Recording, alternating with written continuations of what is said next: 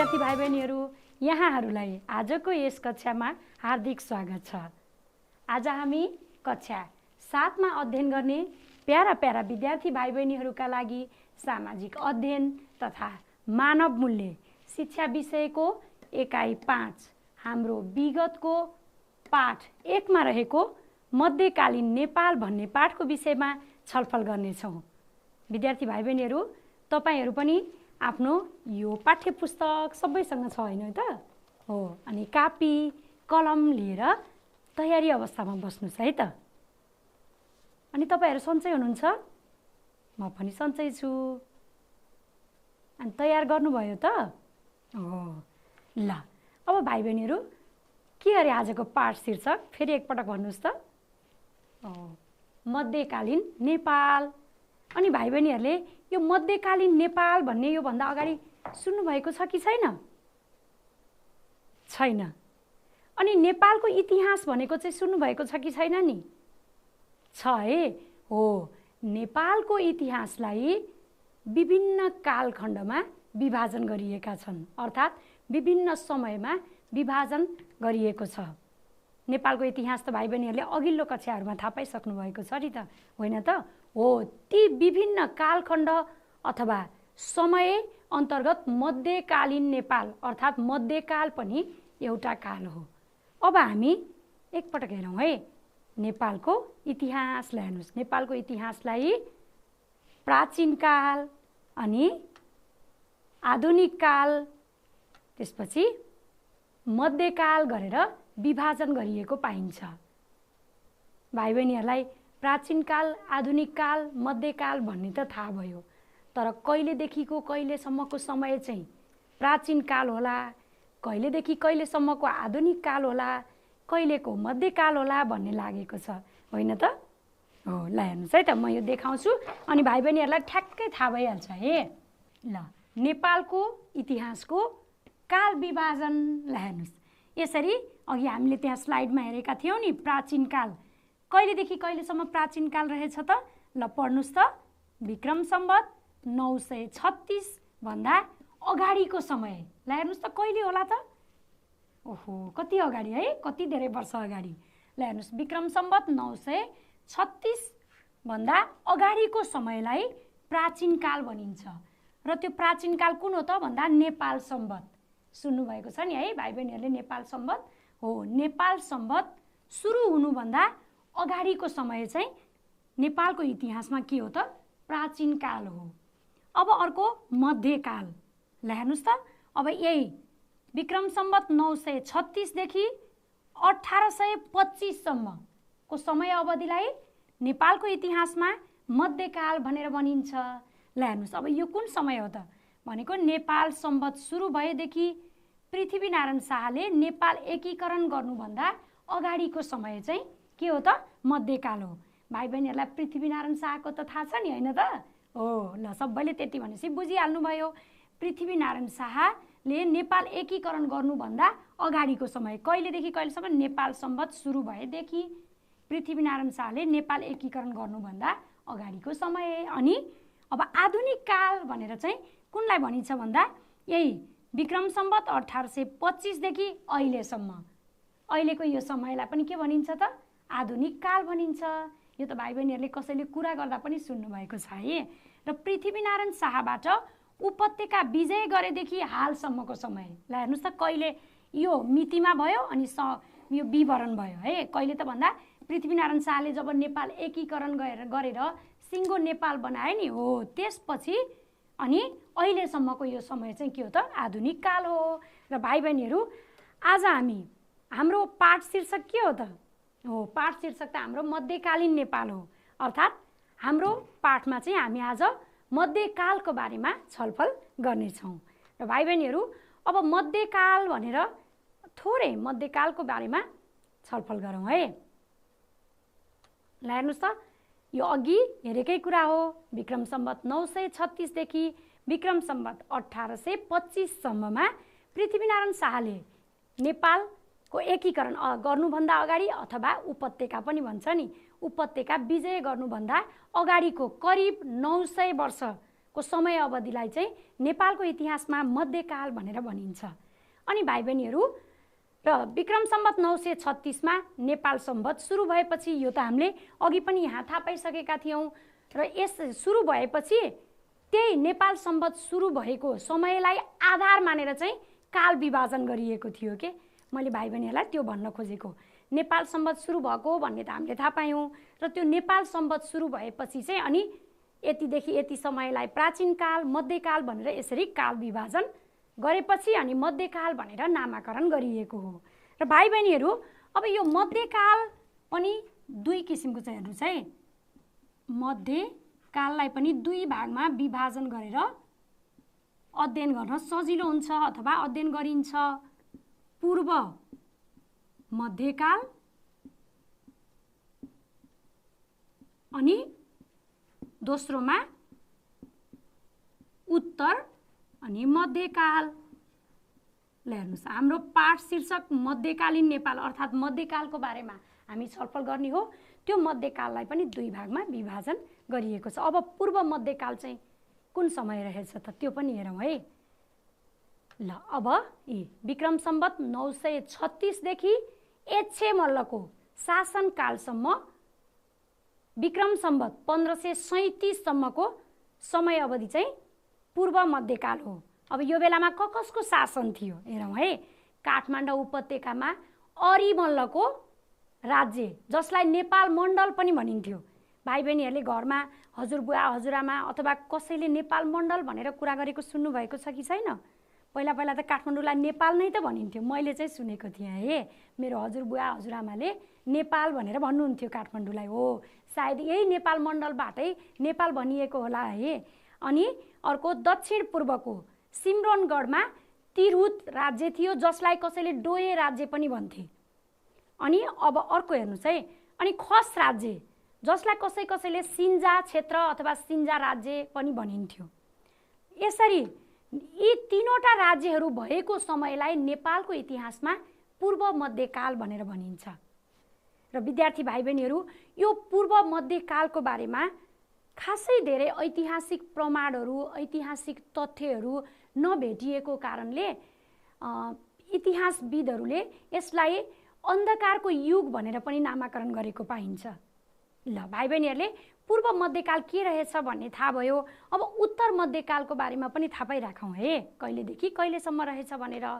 ल हेर्नुहोस् विक्रम सम्वत 1537 मा नेपाल मण्डल टुक्रिएदेखि अनि विक्रम सम्वत 1825 मा पृथ्वीनारायण शाहले उपत्यका विजय गर्नुभन्दा अगाडिको समय हो। ल हेर्नुहोस् त नेपाल मण्डल टुक्रिएको थियो भन्ने हामी अहिले पछि छलफल गर्छौँ। भाइ बहिनीहरूलाई थाहा पनि हुन्छ त्यसपछि है।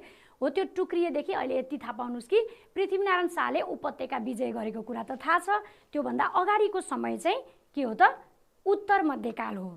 र त्यस अन्तर्गत कुन कुन राज्य थिए त भन्दा 22 राज्य। यो त भाइ बहिनीले सुन्नुभएको छ है।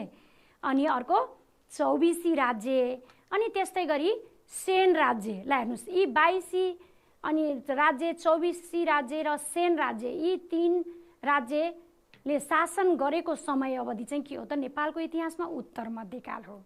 ल भाइ बहिनीहरू अब सबैले एकपटक है पाठ्य पुस्तकमा अर्को दोस्रो पाठ पल्टाएर हेर्नुहोस् त। ल हेर्नुहोस् त यी के छ मध्यकालीन नेपाल 22 24 र सेन राज्य भनिएको छ। हो उत्तर मध्यकालको बारेमा हामी दोस्रो पाठमा चर्चा गर्नेछौँ भने यो अघिल्लो पाठमा पूर्व मध्यकालको बारेमा मात्रै हामी छलफल गर्छौँ है। ल भाइ बहिनीहरू अब हेर्नुहोस् है मध्यकालीन नेपालको बारेमा धेरै कुरा थाहा पाउनुपर्छ। मध्यकालीन नेपाल कस्तो थियो भने कहिले एकीकृत भनेको सिङ्गो भएको एकीकरण भएर एकै ठाउँमा भएको फेरि त्यही राज्य कहिले टुक्रा टुक्रा हुने अनि कहिले ठुलो हुने यसरी राज्यहरू के मिल्ने अनि नमिल्ने कहिले एकै ठाउँमा मिल्ने हेरी यस्तै भएको पाइन्छ। र विद्यार्थी भाइ बहिनीहरू मध्यकालीन नेपाल भनेर ठ्याक्कै नक्सा बनेको छैन नक्सा छैन है। तर अब यो एउटा नक्सा हेर्नुहोस् त हामीले नक्सा ग्रेटर नेपाल अथवा विशाल नेपाल भन्ने नक्सा भाइ बहिनीहरूले एटलसमा पक्कै देख्नु भएको छ होइन त? त्यो नक्सा कहिलेदेखिको हो? ल हेर्नुहोस् त्यो नक्सा चाहिँ पृथ्वीनारायण शाहले नेपाल एकीकरण गरे पछाडिको नक्सा हो त्यो। त्यसमा अनि त्यसपछि जब भाइ बहिनीहरूले कक्षा 6 मा पढिसक्नु भएको छ, नेपाल अङ्ग्रेज युद्धको अन्त्य केबाट भएको थियो अरे? सुगौली सन्धि है। 6 कक्षामा पढिसक्नु भएको छ। अनि सुगौली सन्धिपछि नेपालले 1/3 भूभाग गुमाउनु पर्यो नि, हो त्यसपछि चाहिँ अहिलेको नेपाल बनेको हो। त्यो ग्रेटर नेपालमा पृथ्वीनारायण शाहले एकीकरण गरेपछि अनि सुगौली सन्धिमा त्यो भूभाग गुम्यो नि नेपालको, त्योभन्दा अगाडिको हामी देख्न सक्छौँ। तर त्यो यसरी मध्यकालीन नेपाल भनेर ठ्याक्कै नक्सा छैन। ल हेर्नुहोस्, यो एउटा हेर्नुहोस् त, यसमा हेर्दाखेरि हामी के अनुमान गर्न सक्छौँ भने यस्तै टुक्रा टुक्रा राज्यहरू थिए। टुक्रा टुक्रा राज्य थिए भन्ने त हामीले अगाडिबाट थाहा पाइसकेका छौँ है। र भाइ बहिनीहरू, अब हामी यो पूर्व मध्यकालका 3वटा राज्यहरू अघि नै भाइ बहिनीहरूले हेरिसक्नु भएको थियो नि, के अरे एकपटक सम्झिनुहोस् त। उत्तर मध्यकाल हामी दोस्रो पाठमा योभन्दा पछिल्लो पाठमा छलफल गर्छौँ। पूर्व मध्यकालमा कुन कुन राज्य थियो अरे? हो ल है, सम्झँदै गर्नुहोस् है त। र भाइ बहिनीहरू, मैले यो झिकेँ है। के थियो? नेपाल मण्डल, अनि अर्को भन्नुहोस् त। अनि डोय राज्य, अनि खस राज्य। ल हेर्नुहोस्, हामीले अघि यही राज्य हेरेको होइन त हो नि है। ल अब आजको पाठमा हामी यी 3वटा राज्यको बारेमा विस्तृत रूपमा छलफल गर्नेछौँ। र भाइ बहिनीहरू, ल सबभन्दा पहिला हामी यो डोय राज्य यसको बारेमा छलफल गर्छौँ है। ल हेर्नुहोस् त, डोय राज्य त्यसलाई तिरहुत राज्य पनि भनिन्छ भनिन्थ्यो भनेर हामीले अघि थाहा पाइसकेका छौँ। ल हेर्नुहोस् त, नाम सुन्दै कस्तो अनौठो लाग्छ हामीलाई है। तिरहुत राज्य चाहिँ नान्यदेव भनेको राजा नान्यदेवले विक्रम सम्वत 1954 मा स्थापना गरेका थिए। अनि उनी दक्षिण भारतको कर्नाटकबाट आएका थिए। अनि उनी के थिए त भन्दा डोय जातिका थिए के भाइ बहिनीहरू? डोय जातिका थिए र नेपालमा दक्षिण भारतको कर्नाटकबाट नेपालमा प्रवेश गरेका थिए। र त्यही डोय जातिकै भएको कारणले गर्दा उनकै जातिबाट चाहिँ यो राज्यको नामै के भयो त? डोय राज्य भयो। र अनि हेर्नुहोस् है, र अहिले 12 जिल्ला त थाहा छ नि भाइ बहिनीहरूलाई? थाहा छ कि छैन? थाहा छ है। नेपालको नक्सामा थाहा नभए पनि अब हेर्नुहोस्, र कति भाइ बहिनीलाई थाहा पनि छ। हो, हालको 12 जिल्लाको आसपासको क्षेत्रमा रहेको यस राज्यलाई चाहिँ सिम्रोनगढ वा तिरहुत वा डोय राज्यको नामले चिनिन्थ्यो। ल हेर्नुहोस् त, कसैले यही राज्यलाई सिम्रोनगढ भन्ने, कसैले तिरहुत भन्ने, कसैले डोय राज्य भनेर भन्ने गर्थे। र विद्यार्थी भाइ बहिनीहरू, त्यति बेलालाई हेर्नुहोस्, अब आफ्नो राज्य विस्तार गर्नको लागि नान्यदेवले काठमाडौँ उपत्यकामा समेत आक्रमण गरेका थिए। त्यतिखेर काठमाडौँ उपत्यकालाई नेपाल मण्डल भनिन्थ्यो। हामी अहिले पछि त्यसको बारेमा छलफल गर्छौँ। ल हेर्नुहोस्, उनले आफ्नो अब सबै राज्यले चाहिँ त्यतिखेर त्यस्तै आफ्नो राज्य विस्तार गर्नको लागि छिमेकीसँग झगडा गर्ने, कहिले मिल्ने, कहिले कहाँ आक्रमण गर्ने, यस्तै गरिरहन्थे। र अनि करिब 300 वर्ष हेर्नुहोस् त, कति लामो समय शासन गरेका रहेछन् यिनीहरू। 300 वर्षसम्म टिकेको यो डोय राज्यका चाहिँ अन्तिम राजा चाहिँ हरिसिंह देव थिए। ल विद्यार्थी भाइ बहिनीहरू, यो भयो डोय अर्थात् तिरहुत अर्थात् सिम्रोनगढ राज्य। यहाँ एकैपटक नक्सामा हेर्नुहोस् त, हामीले यो त अब 12 जिल्ला यहाँ देखेका छौँ, 12 लेखिएको छ। यसको आसपासको यति भूभागलाई, अहिलेको यति भूभागलाई नेपालको इतिहासमा डोय अर्थात् तिरहुत राज्य भनेर भनिन्थ्यो। भाइ बहिनीहरूले यही सम्झनुहोस् है त। कुनै बेला नेपालमा यस्तो नामको राज्य पनि रहेछ भन्ने हामीलाई थाहा भयो है। ल अब भाइ बहिनीहरू, अब हामी अर्को यो खस राज्यको बारेमा छलफल गरौँ है। खस राज्यलाई पनि सिन्जा क्षेत्र पनि भनिन्थ्यो भनेर हामीले अगाडि नै छलफल गरिसकेका छौँ।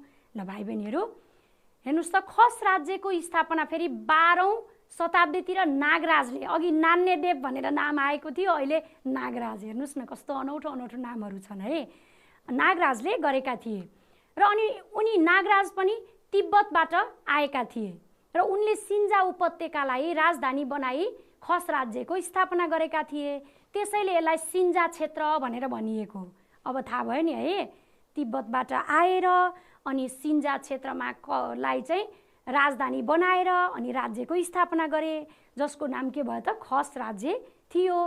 र अनि नागराजपछि सिन्जा उपत्यकामा चल्लथर भएका राजाहरूले शासन गरेका थिए।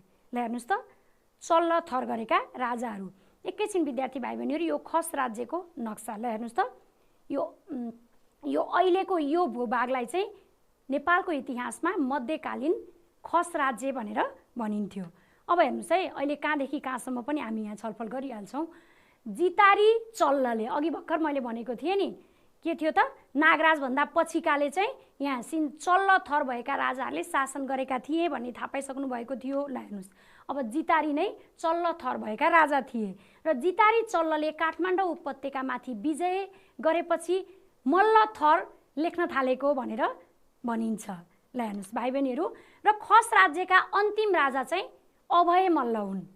खस राज्यका, यो नेपालको इतिहासमा लेखिएको कुरा हो र उनी निसन्तान भएकाले उनको शासनपछि खस राज्य टुक्रिएको पाइन्छ।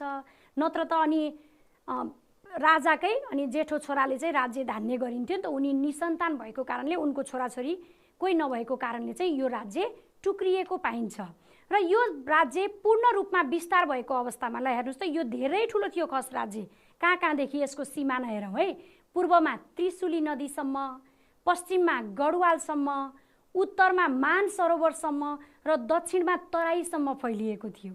ल हेर्नुहोस् त, हामीले अहिले यो भूभागहरू यसो कल्पना गर्दाखेरि पनि कति ठुलो क्षेत्र रहेछ यो खस राज्य भन्ने लाग्छ। अनि ल अब विद्यार्थी भाइ बहिनीहरू, अब हामी नेपाल मण्डलको बारेमा छलफल गर्नेछौँ। यो नेपाल मण्डल कस्तो नौलो लाग्छ हामीलाई नाम सुन्दाखेरि है। अब नेपाल मण्डलको राजनीतिक अवस्थाको बारेमा छलफल गर्ने। ल मध्यकालमा काठमाडौँ उपत्यकामा मल्लहरूको शासन थियो। यो चाहिँ भाइ बहिनीहरूले धेरैले सुन्नुभएको थियो होला है। पहिला काठमाडौँ उपत्यकामा त मल्लहरूले शासन गरेका थिए नि त मल्लका मध्यकालमा। र अनि मल्लहरू कहाँबाट आएका थिए भन्दा उनीहरू यहीँका थिएनन्। भारतको कुशीनगर र आसपासका क्षेत्रबाट चाहिँ उनीहरू नेपालमा प्रवेश गरेका थिए। र त्यति बेला लिच्छवी शासन कमजोर भएपछि अरिदेव मल्लले चाहिँ मल्ल राज्य स्थापना गरेको भनेर इतिहासमा लेखिएको छ। ल हेर्नुहोस् त, लिच्छवी शासन कमजोर भएपछि, त्यही त हो, कमजोर भएपछि अनि अर्काले राज्य हडप्ने, आक्रमण गर्ने, विस्तार गर्नलाई अनेक गर्ने, यस्तै गरिरहन्थे त्यति बेला। अनि लिच्छवी शासन कमजोर भएपछि अरिदेव मल्लले चाहिँ मल्ल राज्य स्थापना गरेका थिए। र अरिदेव हेर्नुहोस् है, अब कस्तो छ यहाँ, कुस्ती खेलिरहेका बेला उनको पुत्र जन्मिएकाले मल्ल उपाधि ग्रहण गरेका हुन् भन्ने भनाइरहेको छ। किन मल्ल भनेको होला त? कुस्ती खेल्दाखेरि छोरा जन्मिँदैमा छोरा अनि मल्ल किन भयो होला त भन्दा कुस्ती खेललाई मल्ल युद्ध भनिन्थ्यो के त्यतिखेर। कुस्ती खेलको नामै मल्ल युद्ध थियो। अनि त्यसपछि त्यही बेलामा छोरा जन्मिएको कारणले अनि उनीहरू मल्ल भए। र अब हेर्नुहोस्, अब देव तथा मल्ल थरका राजाहरूको राज्यलाई चाहिँ नेपाल मण्डल भनिन्थ्यो। ल हेर्नुहोस्, अब यो मल्लहरूको भयो नि, मल्लहरूको भएपछि अनि नेपाल मण्डल भन्न थालियो।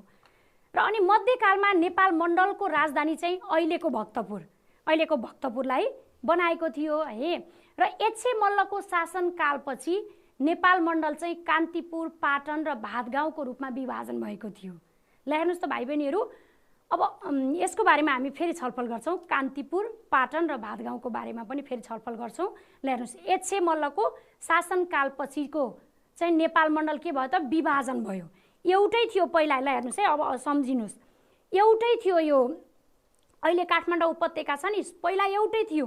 अनि एच्छे मल्लको शासनकालपछि कान्तिपुर, पाटन, भातगाउँ भयो। अनि फेरि पछि नेपाल एकीकरणपछि फेरि एउटै भएको छ। ल हेर्नुहोस् त, कहिले सुरुमा हामीले भनेका थियौँ नि, सुरुमा छलफल गरेका थियौँ, कहिले सिङ्गो एकीकरण हुने, कहिले टुक्रिने, अनि फेरि एकीकरण हुने क्रम चलिरहेको थियो भनेर अघि सुरुमा भनेको कुरा मैले भाइ बहिनीहरूलाई यहाँ प्रश्न पार्न खोजेको है।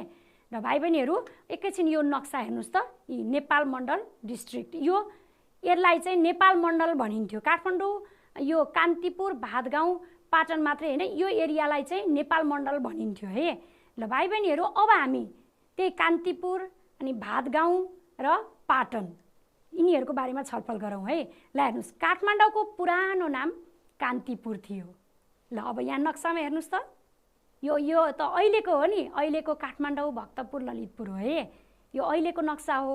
ल अहिलेको यो काठमाडौँलाई त्यति बेला के भनिँदो रहेछ? कान्तिपुर भनेर भनिन्थ्यो। र अनि कान्तिपुरका पहिलो राजा रत्नमल्ल थिए। र अनि कान्तिपुरको अन्तिम राजा चाहिँ जयप्रकाश मल्ल। यो चाहिँ भाइ बहिनीहरूले पृथ्वीनारायण शाहको पढ्दाखेरि पनि थाहा पाउनु भएको होला सायद है, जयप्रकाश मल्ल अन्तिम मल्ल राजा थिए काठमाडौँका है। अनि कान्तिपुर राज्यमा करिब 14 जना राजाहरूले शासन गरेका थिए। र भाइ बहिनीहरू, यी राज्यहरूमध्ये महेन्द्र मल्लले चाँदीको मुद्रा महेन्द्र मल्ली बनाएर प्रचलनमा ल्याए। अरूले पनि थुप्रैले धेरै, प्रताप मल्लले पनि धेरै प्रतापी कामहरू गरेका छन्। जस्तै बसन्तपुरको हनुमान ढोका दरबार सुन्नुभएको छ है, त्यहाँ हनुमानको मूर्ति स्थापना गरे। त्यस्तै रानी पोखरी सुन्नुभएको छ, रानी पोखरी प्रताप मल्लले बनाएका हुन्। यस्तै थुप्रै मल्ल राजाहरूले थुप्रै कामहरू गरेका छन्। ती हामी अरू पाठहरूमा छलफल गर्छौँ है। र भाइ बहिनीहरू, अब हामी पाटनको बारेमा छलफल गर्ने। ल हेर्नुहोस्, पाटन के हो त? अहिले त हालको ललितपुरलाई, अहिलेको ललितपुरलाई मध्यकालमा पाटन भनेर भनिन्थ्यो। र एच्छे मल्लको निधन पश्चात उनकी छोरीको हातमा पर्न आएको पाटन राज्य लामो समयसम्म स्वतन्त्र रूपले चल्न सकेन। ल हेर्नुहोस् त, एच्छे मल्लको निधन पश्चात चाहिँ अनि यो टुक्रियो भनेर हामीले अगाडि नै छलफल गरिसकेका छौँ। र अनि यो एच्छे मल्लको निधनपछि चाहिँ उनको छोरीले शासन गरेकी थिइन् पाटनमा, तर यो लामो समयसम्म चल्न सकेन। हेर्नुहोस् है। अनि पछि सिद्धि नरसिंह मल्लले स्वतन्त्र राज्यका रूपमा पाटनमा शासन गरेका थिए। र विद्यार्थी भाइ बहिनीहरू, र पाटनका अन्तिम राजा तेज नरसिंह मल्ल अर्थात् पृथ्वीनारायण शाहले एकीकरण गर्ने बेलामा चाहिँ काठमाडौँमा जयप्रकाश मल्ल अनि पाटन अर्थात् ललितपुरमा तेज नरसिंह मल्ल थिए। र भाइ बहिनीहरू, एकैछिन यहाँ नक्सामा हेर्नुहोस् त, यो अहिलेको काठमाडौँ, अहिलेको उपत्यकाको नक्सा है। काठमाडौँ उपत्यका भनिन्छ नि त अहिले। यो ललितपुर चाहिँ त्यति बेलाको पाटन थियो। अब हामी भातगाउँ, ल हेर्नुहोस्, भातगाउँ के हो त?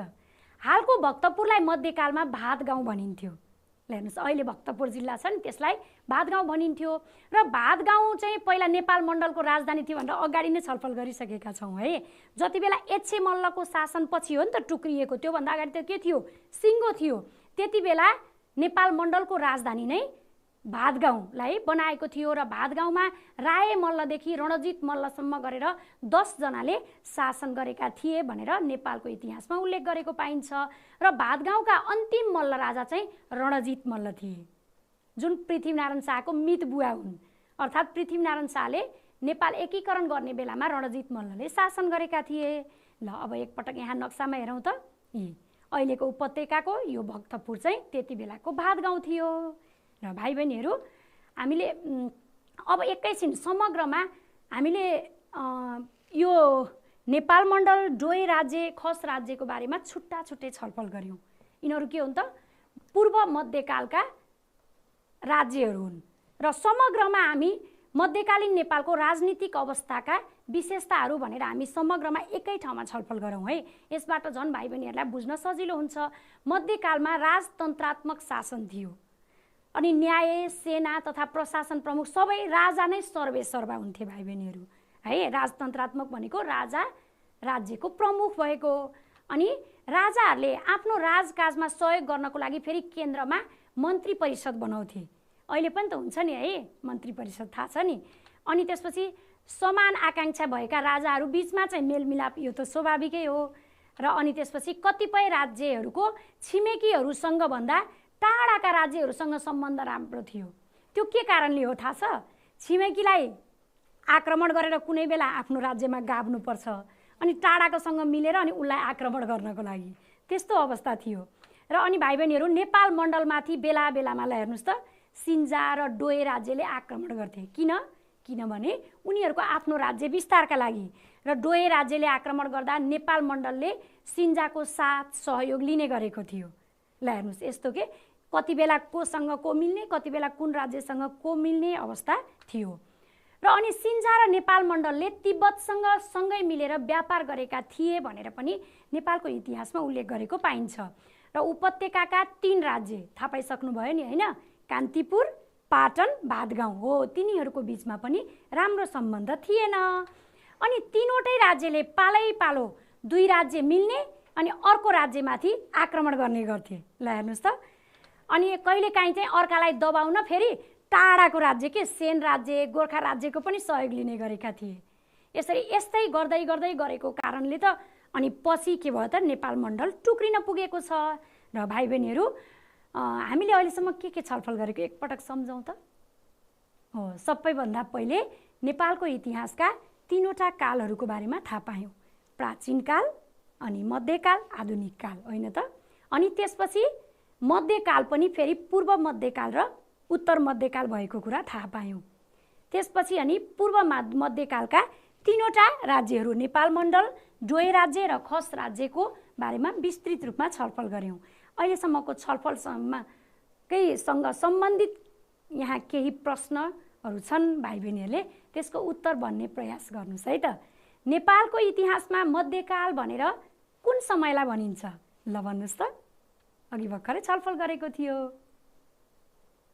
स्याबास हो, विक्रम सम्वत 936 देखि विक्रम सम्वत 1825 सम्मको करिब 900 वर्षको समयलाई नेपालको इतिहासमा मध्यकाल भनिन्छ। गुड, भेरी गुड है। ल, मध्यकालमा नेपाल मण्डल भनेर कुन राज्यलाई भनिन्थ्यो? कुन हो त? ल भन्नुहोस् त। नेपाल मण्डल हो, थाहा छ। काठमाडौँ उपत्यकालाई नेपाल मण्डल भनिन्थ्यो, अहिलेको काठमाडौँ उपत्यका है। र अब अरू हेरौँ है। नेपाल मण्डलका प्रथम मल्ल थरधारी राजा को थिए? ल सम्झाउनुहोस् त, कतिको सम्झिनु भएको छ है। स्याबास हो, नेपाल मण्डलका प्रथम मल्ल थरधारी राजा अरिमल्ल थिए। अनि खस राज्यको स्थापना कहिले अनि कसले गरेका रे? ल भन्नुहोस् त। खस राज्य, ल सम्झाउनुहोस् है। स्याबास, खस राज्यको स्थापना 12औं शताब्दीतिर नागराजले गरेका थिए है। अब अर्को प्रश्न, तिरहुत राज्य कहिले अनि कसले स्थापना गरेका हुन्? सम्झनुहोस् त। स्याबास हो, तिरहुत राज्य नान्यदेवले विक्रम सम्वत 1954मा स्थापना गरेका थिए है। ल भाइ बहिनीहरूले कति राम्रोसँग प्रश्नको जवाफ दिनुभयो, उत्तरहरू भन्नुभयो। र भाइ बहिनीहरू, अब हामी एकैछिन है नेपाल मण्डल वा काठमाडौँ उपत्यका विभाजित भएको त हामीले थाहा पायौँ नि अघि। र अब विभाजित हुनको कारणहरू के होला? भाइ बहिनीहरूले आफै केही अनुमान गर्न सक्नुहुन्छ? हामीले थाहा पायौँ नि कति बेला पहिला सिङ्गो थियो, अनि फेरि एच मल्लको मृत्युपछि टुक्रियो, अनि फेरि पृथ्वीनारायण शाहले नेपालको एकीकरण गर्ने बेलामा फेरि एउटै भयो। यसरी त्यो नेपाल मण्डल तर अब टुक्रिन हुन्थेन नि है। किन टुक्रिएको होला त? किन विभाजित भएको होला? ल सम्झँदै गर्नुहोस् है त, अनि हामी यहाँबाट छलफल गर्छौँ। ल हेर्नुहोस् त, नेपाल मण्डल वा काठमाडौँ उपत्यका विभाजित हुनका कारणहरू के थियो भन्दा, ल हेर्नुहोस्, एउटा त साना राज्यहरू बीच भइरहने आपसी द्वन्द्व र लडाईँ। अघि भाइ बहिनीहरूले थाहा पाइराख्नु सक्नुभएको छ, छिमेकीसँग नमिल्ने, टाढाको राज्यसँग मिल्ने, कहिले दुईजना मिलेर उसलाई एक्लो बनाउने, कहिले फेरि अर्को दुईजना मिलेर उसलाई एक्लो बनाउने। ल हेर्नुहोस्, यस्ता क्रमहरू चलिरहेको थियो। अनि द्वन्द्व, लडाईँ, झगडा भएपछि त स्वाभाविकै हो नि टुक्रिने, होइन त? अर्को हेर्नुहोस्, ठुला र शक्तिशाली राज्यबाट साना र कमजोर राज्यमाथिको आक्रमण। ल हेर्नुहोस्, अब ठुला र शक्तिशाली राज्यहरूले चाहिँ साना राज्यहरूलाई कमजोर ठानेर आक्रमण गर्ने, अनि आफ्नो राज्यमा गाब्नको लागि आक्रमण गर्ने गरिरहन्थे। अर्को, अङ्ग्रेज साम्राज्यवादबाट बचाउन नेपाललाई एक विशाल र स्वतन्त्र राष्ट्र बनाउनु पर्ने आवश्यकता। यो चाहिँ भाइ बहिनीहरूले अघि नभए पनि कक्षा 6मा अङ्ग्रेज शासनको बारेमा पढिसक्नु भएको छ है। ल हेर्नुहोस्, हो अङ्ग्रेजहरूले नेपालमा कुनै पनि बेला आक्रमण गर्न सक्ने सम्भावना थियो, किनभने आँखा गाडिरहेका थिए। अनि त्यसबाट टुक्रा टुक्रा राज्य भएपछि त उनीहरूलाई जित्न सजिलो हुन्छ नि, त्यसले गर्दा विशाल बनाउनु पर्छ भनेर विशाल र स्वतन्त्र राष्ट्र बनाउने महसुस पनि केहीले गरेका थिए। त्यो कारणले पनि यो नेपाल मण्डल चाहिँ टुक्रिएको है। अनि साना राज्यका दरबारमा षड्यन्त्र र मनमुटावका कारण चाहिँ एउटा पक्ष चाहिँ शासन गरिरहेको हुन्थ्यो, अनि अर्को पक्ष फेरि गोर्खा राज्यलाई एकीकरणको लागि बोलाइरहेको हुन्थ्यो भाइ बहिनीहरू। ल हेर्नुहोस् त, अनि न पृथ्वीनारायण शाहलाई सजिलो भयो र अनि नेपाल एकीकरण गर्न सफल भए। ल हेर्नुहोस् त, अनि त्यो कारणले यो नेपाल मण्डल टुक्रिन सजिलो भयो, अर्थात् पृथ्वीनारायण शाहलाई पनि उपत्यका जित्न सजिलो भयो। अनि मध्यकालमा केन्द्रबाट नियुक्ति भएका सामन्तहरू चाहिँ आफै शक्तिशाली बनेर अनि स्वतन्त्र राज्य घोषित गरेका पनि छन् भाइ बहिनीहरू। अहिले पछि हामी त्यसको बारेमा पनि छलफल गर्छौँ। अनि नेपाल एकीकरण कार्यमा एकपछि अर्को सफलता प्राप्त गर्दै गए। यिनै विविध कारणहरू, यस्ता धेरै कारणहरू छन् जसले नेपाल मण्डल वा काठमाडौँ उपत्यका विभाजित भएको थियो। भाइ बहिनीहरूले यो कापीमा टिप्नुपर्छ है। तपाईँहरूको अभ्यासमा यो प्रश्न पनि दिइएको छ, भाइ बहिनीहरूले यो लेख्नुपर्छ। अप्ठ्यारो छ, अप्ठ्यारो भए पनि गाह्रो भए पनि जान्नु पनि पर्यो है। ल अब भाइ बहिनीहरू एकैछिन तपाईँहरूले पाठ्य पुस्तक निकाल्नुहोस् त सबैले। अब त्यहाँ अब क्रियाकलाप नम्बर 2 मा के प्रश्न छ भाइ बहिनीहरू सबैले हेर्नुहोस् त। हेर्नुभयो है। ल अब पढ्नुहोस् त। प्राचीन कालमा एकीकृत भएको नेपाल मण्डल मध्यकालमा किन खण्डित भएको होला भनिएको छ। हामीले यो प्राचीन कालमा एकीकृत भयो अनि फेरि नेपाल मण्डल पछि मध्यकालमा आएर फेरि एच्छे मल्लको पछि चाहिँ खण्डित भयो भन्ने हामीले थाहा पाइसक्यौँ। तर किन होला? केही न केही त भाइ बहिनीहरूले यति धेरैको छलफलबाट थाहा पाइसक्नु भएको छ है। अब हामी फेरि यहाँबाट केही छलफल गर्ने अनि भाइ बहिनीहरूले पनि पुस्तकालयमा पक्कै नेपालको इतिहासको पुस्तक होला, त्यहाँ गएर पढ्ने। त्यहाँ त धेरै, यहाँ त मैले थोरै मात्रै लिएर आएको छु, तपाईँहरूले त्यहाँ त धेरै कुरा पढ्न पाउनुहुन्छ अनि यति धेरै लेख्न मिल्छ है त। ल हेर्नुहोस् त, अब यो पढौँ त, तपाईँहरू मसँगै पढ्ने है। नेपाल मण्डलका अन्तिम मल्ल राजा एच्छे मल्ल थिए र एच्छे मल्लले आफ्नो राज्यको विस्तार गरी पूर्वमा हेर्नुहोस् त बङ्गाल, पश्चिममा गोर्खा, उत्तरमा सिकारजोङ र दक्षिणमा गङ्गा नदीसम्म पुर्याएका थिए। यति धेरै ठाउँमा यति ठुलो राज्य बनाइसकेका थिए, अर्थात् आफ्नो राज्य विस्तार गरेर यति धेरै क्षेत्र ओगटिसकेका थिए। एच्छे मल्लको मृत्यु भयो अनि उनको मृत्युपछि उनका छोराहरूको बिचमा बेमेल हुन थाल्यो। त्यो राज्य कसले चलाउने? उसलाई पनि राज्य चाहियो, उसलाई पनि राज्य चाहियो, उसलाई पनि राज्य चाहियो। ल हेर्नुहोस् त, सबैलाई भाग पुगेन। अनि त्यसपछि भारदारहरूको विद्रोहका कारण चाहिँ विशाल नेपाल मण्डल टुक्रिन गयो। अनि अब त्यहीँ अब उनकै छोराहरूलाई उचालिदिने के दरबारमा, एउटाले अर्कोलाई उचालिदिने, तँ राजा बन्नुपर्छ भन्ने, तँ राजा बन्नुपर्छ भन्ने गरेर उचालिदिने गर्दाखेरि उनीहरूको दाजुभाइ छोराहरूकै बिचमा बेमेल भयो। त्यसपछि एच्छे मल्लका छोराछोरीले बाँडेर कान्तिपुर, पाटन र भातगाउँमा शासन गरे। ल हेर्नुहोस् त, एच्छे मल्लकै छोराछोरीले गरेको हो त्यो सबै ठाउँमा शासन। छोरीले पाटनमा अनि छोराहरूले चाहिँ कान्तिपुर र भातगाउँमा शासन गरे। यसरी चाहिँ प्राचीन कालमा एकीकृत भएको नेपाल मण्डल मध्यकालमा आएर खण्डित भएको भेटिन्छ। ल भाइ बहिनीहरूलाई मैले थोरै कुरा बताएँ। अब इतिहासको किताबमा धेरै भेटिन्छ, त्यहाँबाट धेरै कुरा पढ्ने है। अब विद्यार्थी भाइ बहिनीहरू, मध्यकालको तत्कालीन पाटन राज्यको शासन अवस्था एकपटक फेरि पाठ्य पुस्तक हेर्नुहोस् त। पाठ्य पुस्तकको अभ्यासको ग नम्बरमा हेर्नुहोस् त। हेर्नुभयो है, ल पढ्नुहोस् त। ल हेर्नुहोस्, मध्यकालको तत्कालीन पाटन राज्यको शासन अवस्थाको बारेमा उल्लेख गर्नुहोस् भनिएको छ। यो पनि भाइ बहिनीहरूले नेपालको इतिहासको पुस्तक खोज्नुहोस्, त्यहाँ धेरै लेखिएको छ, धेरै कुरा व्यक्त गर्न सक्नुहुन्छ। यहाँ थोरै छ, केही जानकारी चाहिँ भाइ बहिनीहरूले यहाँबाट लिने है। ल हेर्नुहोस् त, मध्यकालको तत्कालीन पाटन राज्य एच्छे मल्लकी छोरीको हातमा परेको थियो। ल हेर्नुहोस्, मैले अघि नै भनेको थिएँ नि, पाटन चाहिँ छोरीले, कान्तिपुर र भातगाउँ छोराले शासन गरेका। तर लामो समयसम्म स्वतन्त्र रूपले यो राज्य चल्न सकेन। अनि विष्णु सिंहले पाटनलाई स्वतन्त्र बनाई शासन गरेको हुनाले विष्णु सिंहलाई चाहिँ स्वतन्त्र पाटनको पहिलो राजा मानिन्छ। तर विष्णु त सिंह छन्, हेर्नुहोस् न, मल्ल राजा त होइनन् उनी। अनि मल्ल थरधारी पहिलो राजा भने सिद्धि नरसिंह मल्ल हुन्। पछि फेरि मल्लहरूले शासन गर्ने भनेर सिद्धि नरसिंह मल्ल चाहिँ त्यहाँ राजा भए र पाटनमा फेरि पछि पाटनका 6 प्रधानहरूले राजालाई कठपुतली जस्तै बनाउँथे। भाइ बहिनीहरू, कठपुतली भनेको थाहा छ? काठको पुतली के हुन्छ त्यो? यता नचाहे यतै नाच्छ, यता नचाहे यतै नाच्छ, हो कि होइन भन्नुहोस् त? हो, त्यस्तै 6 प्रधानले राजालाई चाहिँ 6 प्रधानले जे भन्यो राजाले त्यही गर्नुपर्ने अवस्था थियो र उनीहरूले भनेको नमान्ने बित्तिकै राजालाई हटाइहाल्ने अनि अर्को बाहिरबाट अर्कै व्यक्ति लिएर आएर राजा बनाउने गर्थे, अन्यत्रबाट ल्याएर राजा बनाउँथे। हेर्नुहोस् त, यस्तै क्रममा भक्तपुरका राजा रणजित मल्ल, काठमाडौँका राजा जयप्रकाश मल्ल र पृथ्वीनारायण शाहका भाइ दलमर्दन शाहलाई समेत राजा बनाए। हेर्नुहोस् न, कहाँबाट पृथ्वीनारायण शाहको भाइ दलमर्दन शाह समेत पाटनका राजा भएका थिए। हो, यिनी दलमर्दन शाह पाटनमा राजा भएकै कारणले त पृथ्वीनारायण शाहलाई उपत्यका विजय गर्न सजिलो भएको थियो। ल हेर्नुहोस्, यो कारणले पनि पृथ्वीनारायण शाह सफल भएका हुन्। भाइ बहिनीहरू, अब पाटनका 6 प्रधानहरूको कारणले भन्दा पनि केही फरक परेन।